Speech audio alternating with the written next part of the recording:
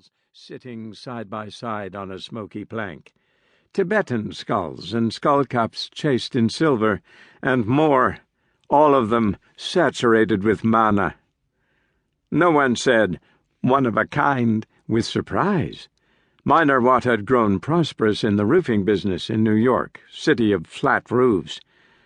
"A flat roof is designed to leak," he said, and his familiarity with the bones of these buildings led him to speculate successfully in real estate. From the age of 30 or so, Minor Watt had had everything he'd ever wanted, every dollar, every woman, every serious business deal, every artifact. His eye fell upon a standing bodhisattva, a mustached Maitreya from Gandhara carved in schist, 2nd century, Kushan period, clutching a plump vial that contained the elixir of immortality. A duplex on Park Avenue, a house by the sea in Connecticut, with a set of buildings that served as his personal museum. A loving wife. Where was she? His artworks were not for warehousing, but for display. Showing them was his incentive to collecting. He'd love taking his wife to the opera, Inca gold glittering at her throat.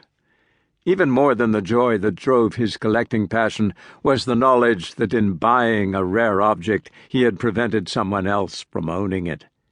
Another pleasure in his collection was his certainty that, even as he was examining a piece, its value was rising, no matter what the stock market was doing. He had bought a small bacon in London, ahead of George Dyer. Over the years, its value had increased 200-fold. Those human skulls, if similar ones could be found, which was doubtful, they'd cost 20 times what he'd paid. One of the paradoxes of the people who praised these objects was that in most cases they had no idea what they were looking at.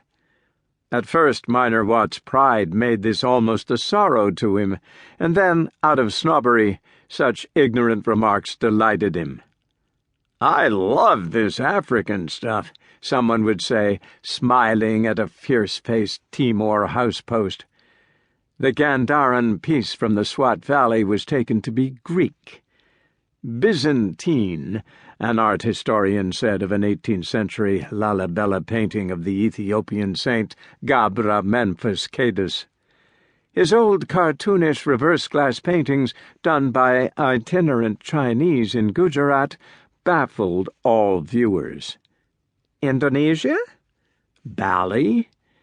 A bulb-headed Fijian throwing club, known as an ulu, was assumed to be a Zulu knobkerrie, and no one ever noticed that the ivory inserts on its lobes were human molars from its 5 victims.